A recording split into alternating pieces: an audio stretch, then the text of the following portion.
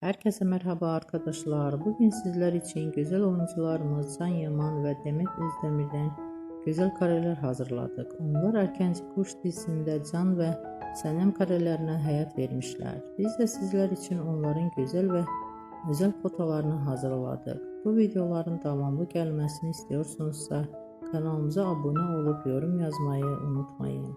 Hoşça kalın.